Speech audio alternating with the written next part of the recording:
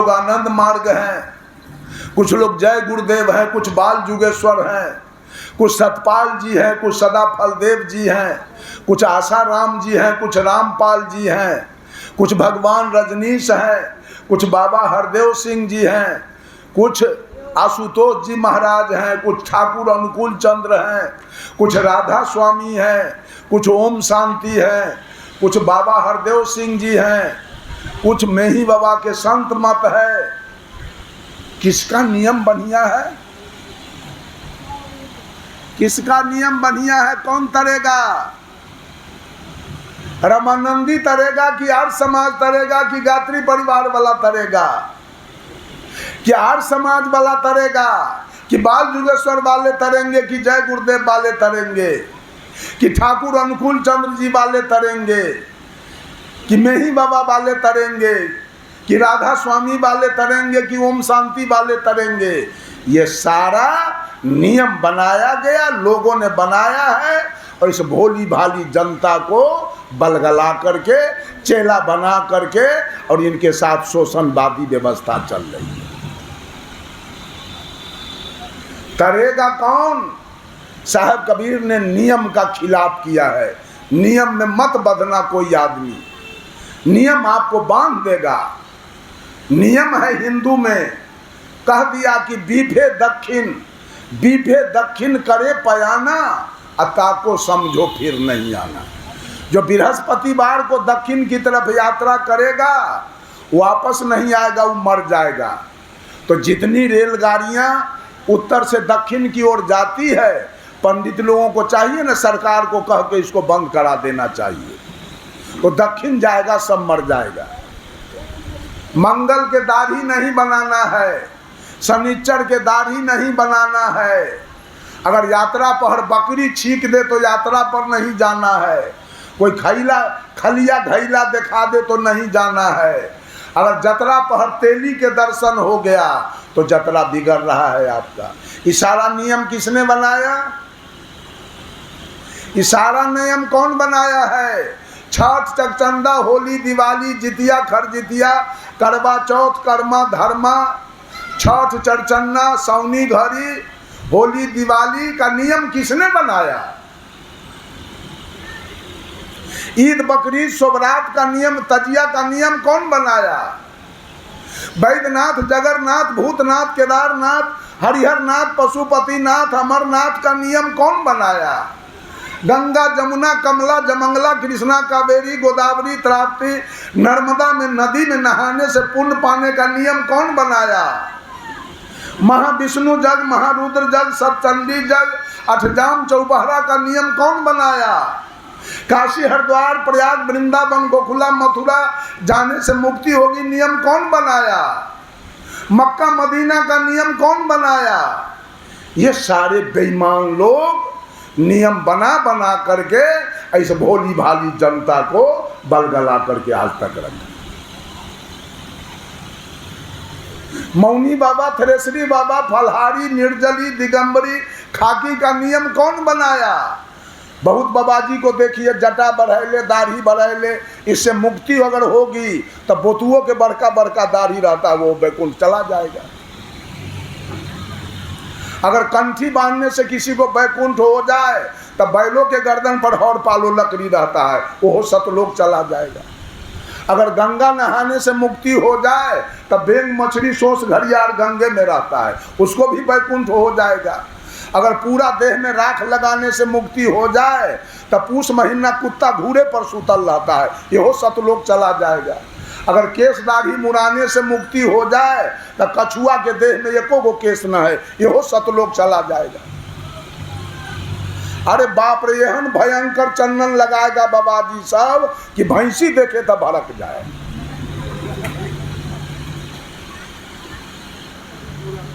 कौन नियम सही है जी? बोलिए, किस नियम से मुक्ति होने वाली है? किस नियम से कल्याण? सारा झूठा, सब औरत हो या मर्द, सारा झूठा रोजगार में सब सारे लोग लगे हुए। आजकल औरत सब पीपल के पेड़ में धागा लपेटती है, अब एकरा मिर्गी चढ़ल है कि की है कोई पते नहीं। पीपर के पेड़ गद्दा सियाएगा कि रजाई सियाएगा वो डोरा से। एक जगह हम जा रहे थे, एक पीपर के पेड़ में देखे पूरा पेड़ धागा लपटा हुआ है। अब ब्लेड था मेरे पास, पूरा धागा खरड़ के हम चल दिए। जाओ कह देना दादा के हमको कुछ कर लेने के लिए। पगला गया पूरा दुनिया, औरत भी पगला गई, अब मर्द भी पगला गए। पीपर के पेड़ में धागा लपटा जा रहा है, एक भी मुसलमान इन धागा नहीं लपेटती है, तथा उसका सब मर जाएगा, उसका कोई बेटा बेटी उसको नहीं ना होगा। औरत सब जितिया करती है बेटा के लिए कि बेटा मेरा आबाद रहे, बेटा मेरा सही रहे। और ओसामा बिन लादेन के 56 गो बेटा था बिना जितिए के। ओसामा बिन लादेन के 56 गो बेटा था बिना जितिया के। आपको तो 2 गो बेटा है जितिया से, और ओकर पत्नी कौन जितिया किया जो 56 गो बेटा था।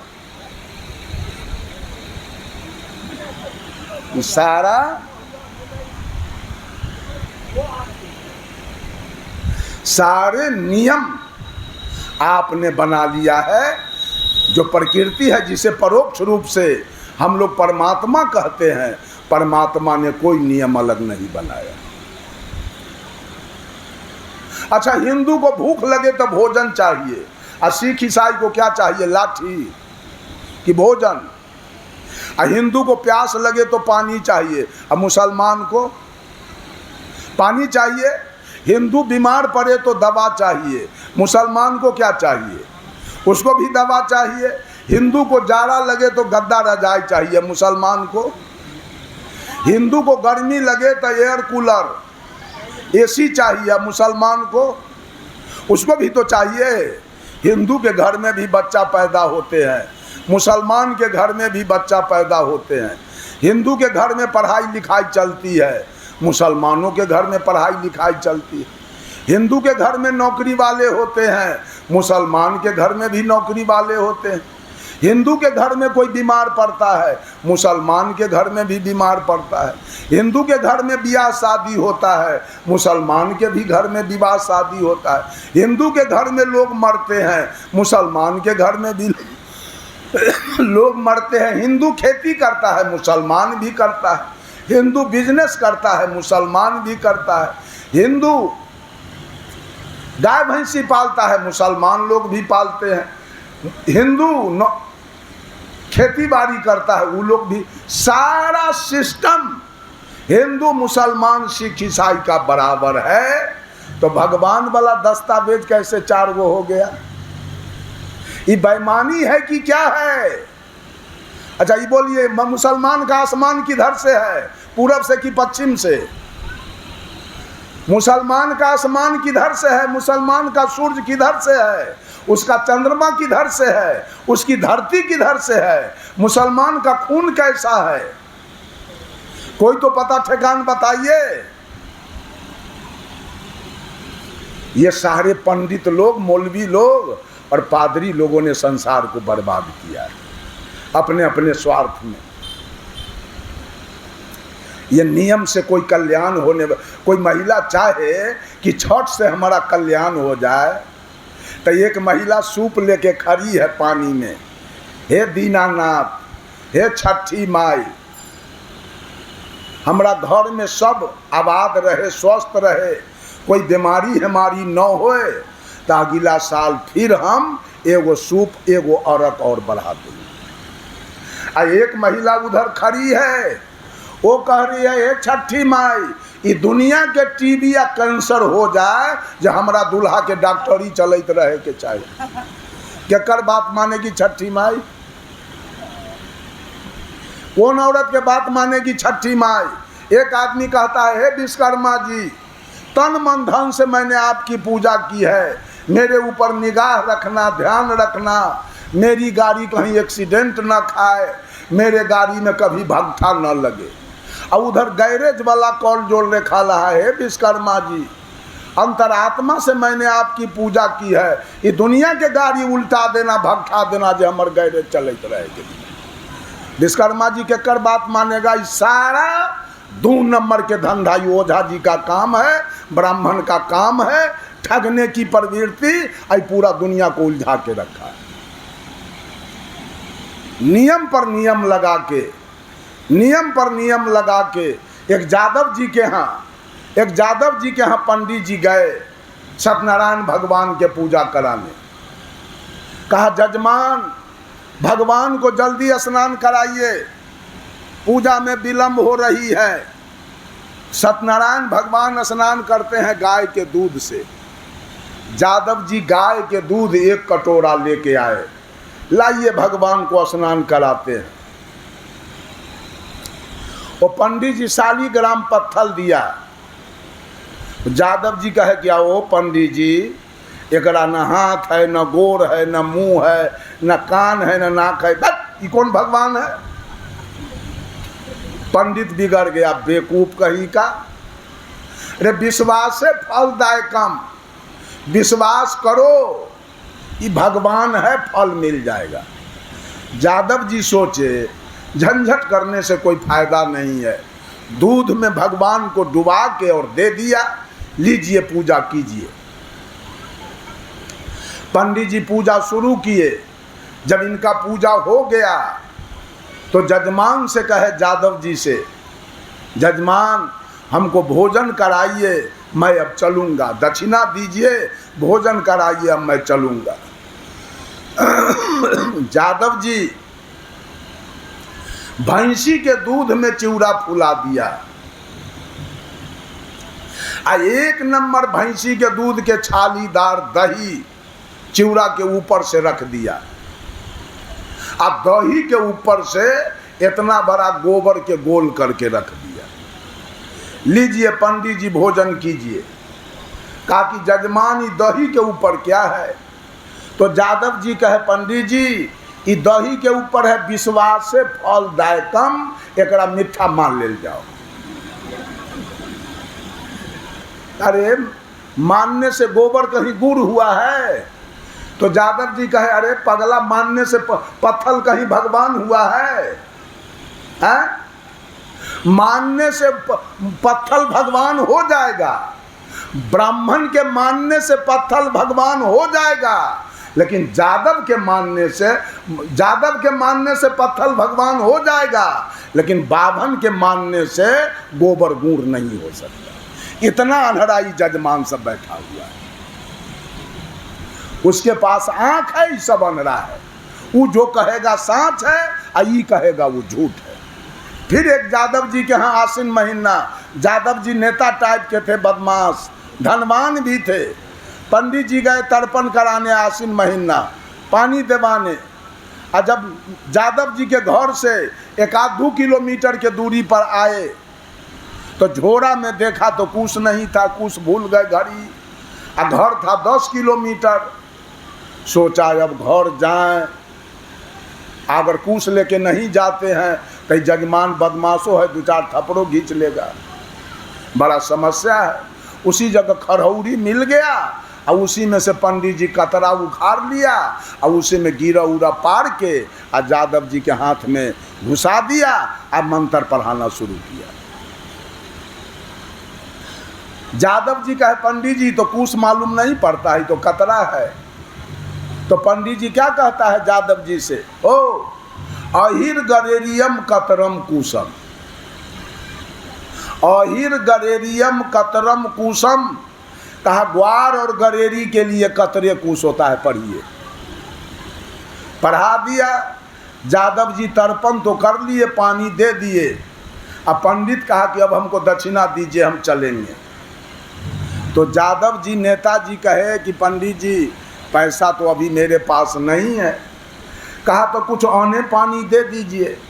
जादव जी तराजू लिए, अब बेरी में से दोनों तराजू के पल्ला पर 5-5 किलो गेहूं के भूसा लेके आए और कहे लीजिए।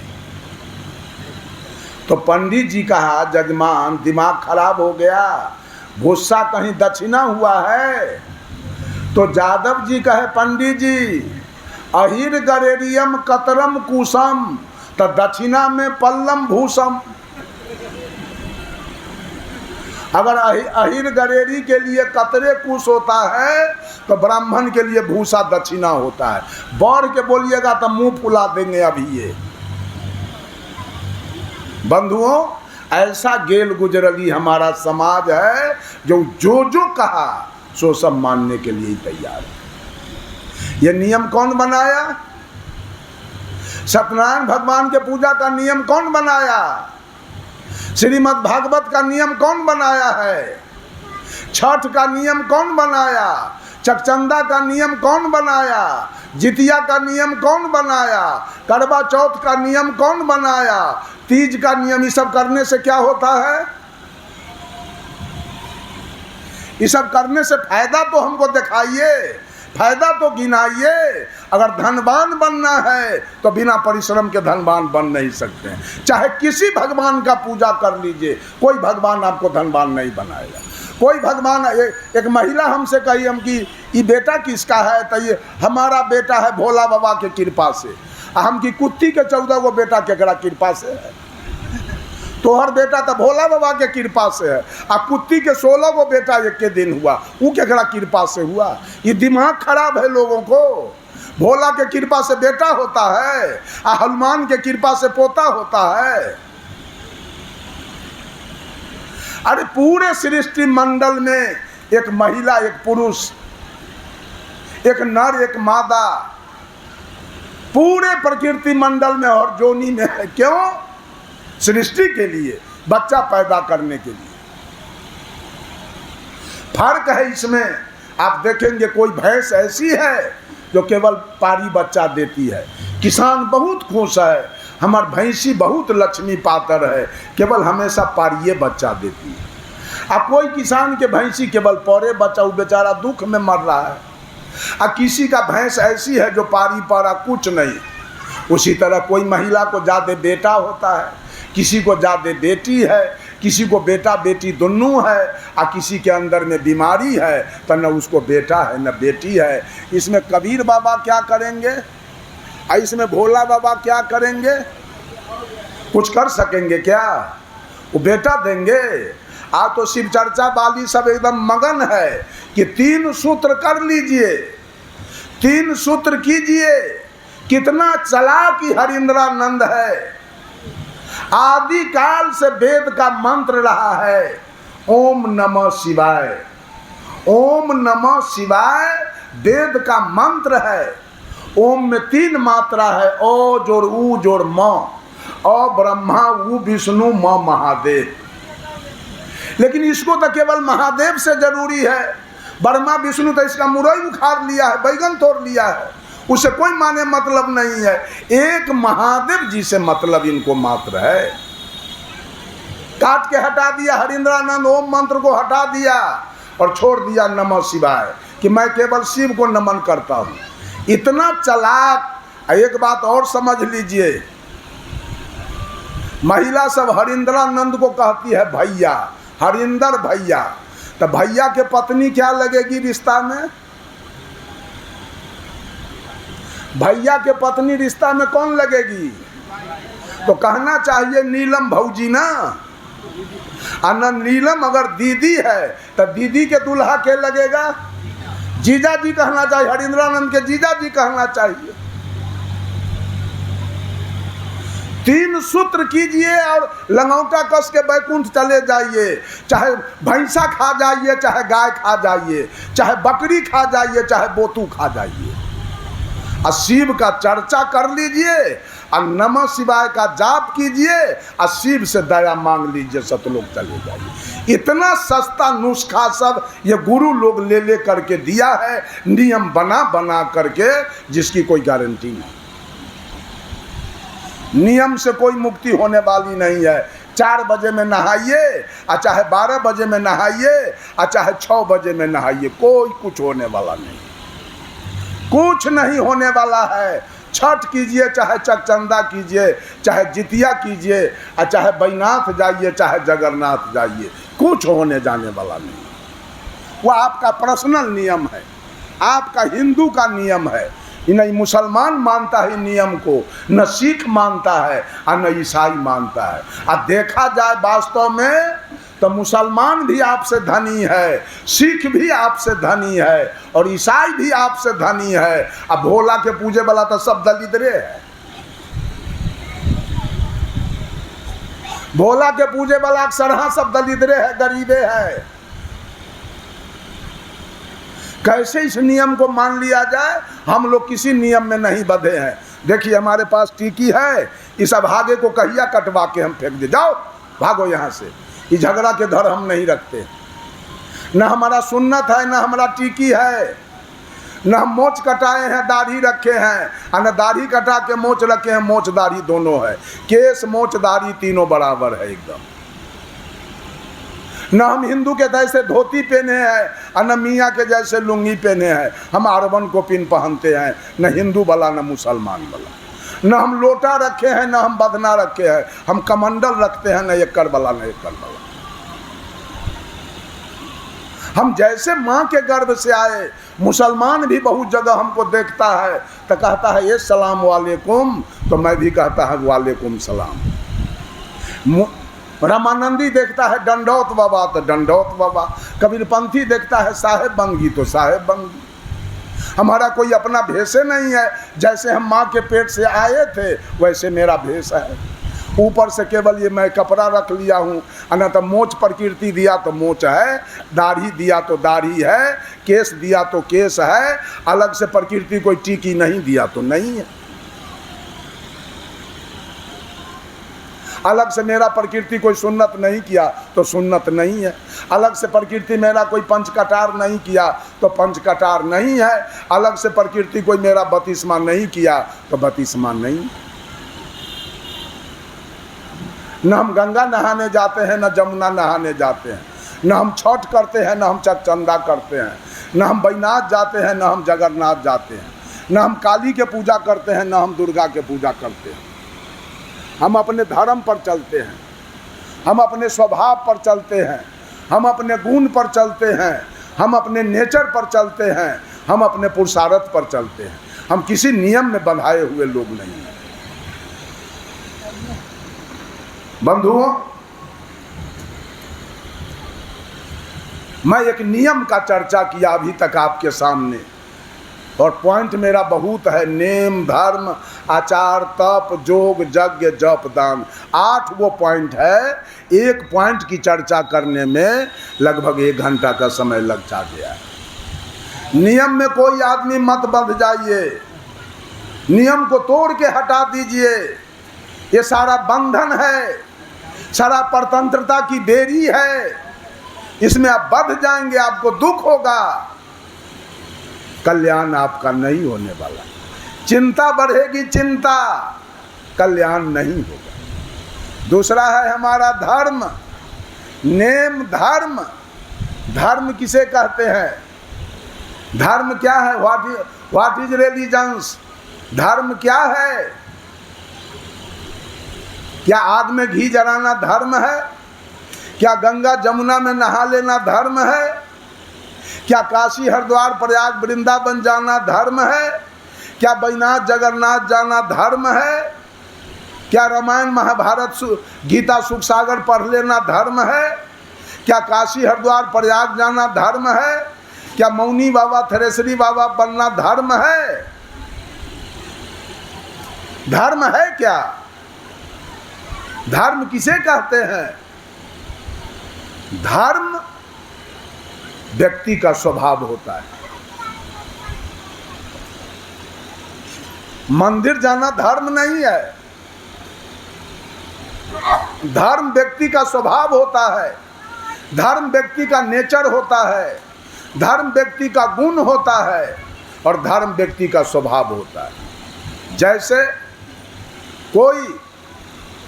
कोई बहू, कोई पुतोह अपने सास को गाली दे रही है तो अगल बगल के महिला उसे डांटती है, फटकारती है, ऐ दुल्हन, तुम्हारा धर्म नहीं है अपने सास को गाली देना।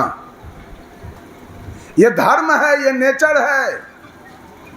अगर बेटा बाप को गाली दे रहा है अथवा मार रहा है तो अगल बगल के लोग उसे डांटते हैं, ऐ जी, तुम्हारा धर्म नहीं है पिता को गाली देना, तुम्हारा धर्म नहीं है पिता को मारना। अगर भाभो भैंसुर को गाली दे रही है, अगल बगल के महिला उसे डांटती है, क्या जी तुम्हारा धर्म है भैंसुर को गाली देना?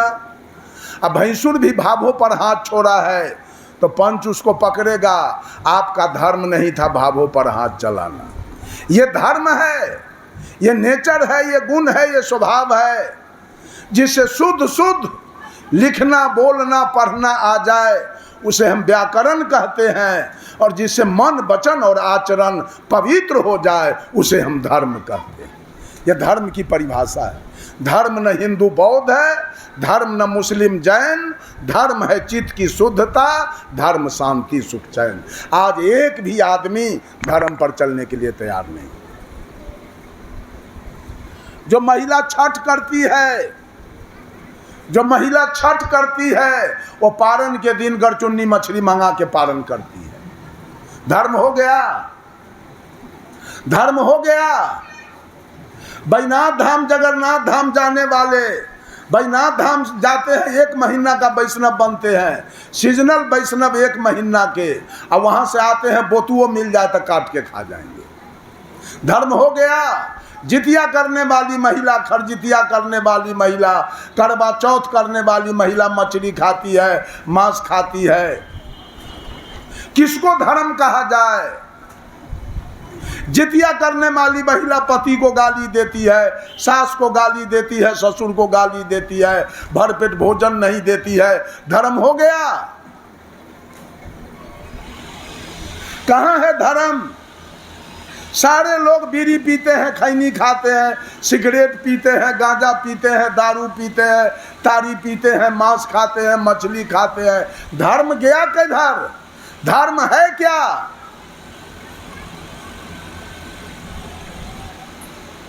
मंदिर जाने वाले चोरी दलाली करते हैं, बेईमानी करते हैं, घूस खाते हैं। धर्म किधर है? अरे धर्म तो वो गाय कर रही है। धार्मिक प्राणी तो वो गाय है। गाय के गले में कोई कंठी नहीं है, उसका कोई गुरु नहीं है। वो गाय कभी छठ नहीं किया, जितिया नहीं किया, करवा चौथ नहीं किया, और गाय के नाद में थोड़ा सा मछली का धोइन और मांस का धोइन देके देख लीजिए, जो गाय नादी में मुंह रख दे। मानव कहाँ धार्मिक प्राणी है जी? धार्मिक प्राणी वो गाय है। आज तक शुद्ध शाकाहारी होके जी रही है। कभी मंदिर नहीं गई, कभी मस्जिद नहीं गई, कभी गिरजा नहीं गई, कभी गुरुद्वारा नहीं गई, कभी किसी नाम का जाप नहीं किया, कभी कोई अगरबत्ती नहीं बारी, कभी किसी को जल नहीं चढ़ाई। जल चढ़ाने वाली महिला आज मांस खा रही है, मछली खा रही है। लेकिन वो गाय के नादी में मांस मछली का जरा धोइन दे के देखिए, जो गाय अगर खा ले। धर्म पर चलने वाली वो गाय है। धर्म पर चलने वाली वो भैंस है। धर्म पर चलने वाला वो हाथी है, घोड़ा है, ऊंट है, गधा है, बकरी है, भेड़ी है, गाय है, भैंस है। इन सारे प्राणी के सामने एक तरफ घास रख दिया जाए, दूसरे तरफ मांस रख दिया जाए, ये क्या खाएंगे? घास खाएंगे कि मांस? घास खाएंगे। मर जाएंगे भोजन के बिना, उपवास रख लेंगे, लेकिन मांस मछली कभी छू नहीं सकते। लेकिन आज मनुष्य पापी ये फेंकू दया राम के पूजा करेगा और उसमें बकरी कटवाएगा, बेनी राम के पूजा करेगा उसमें बकरी कटवाएगा, अमर सिंह के पूजा करेगा उसमें बकरी कटवाएगा, कारिक सोखा के पूजा करेगा उसमें बकरी कटवाएगा। अरे बहुत जगह तो भुइयां के पूजा में बकरी कटा रहा है, और काली के सामने बकरी कट रही है, दुर्गा के सामने। मनुष्य कहाँ से धार्मिक प्राणी है? ये पापी कभी धार्मिक हो नहीं सकता है। धार्मिक प्राणी तो भैंस है, धार्मिक प्राणी तो वो हाथी है। हाथी कभी भी मछली वाला पानी नहीं पिएगा, कभी मांस वाला पानी नहीं पिएगा, कभी मांस नहीं खाएगा, कभी मछली नहीं खाएगा। हाथी न घोड़ा खाएगा, घोड़ा कभी दारू नहीं पी सकता है, और गधा कभी सिगरेट नहीं पी सकता है। आई मनुष्य क्या कर रहा है? केवल रंग बदल रहा है। सावन आ गया, लाल औरत से लाल के वो साया साड़ी ब्लाउज पहन लेगी, आ मर्द से एगो अंडर बियर आ एगो गंजी आ एगो गमछा लाल के आ एगो बांस के फट्ठा आ दूगो चुकरी आ बोलो बम, टरक बम, भैया बम, बहिना बम, डाक बम, पैदल बम आ जे सबसे ढहलेल है वो पेटकुनिया बम, ढहलेल बकलेल।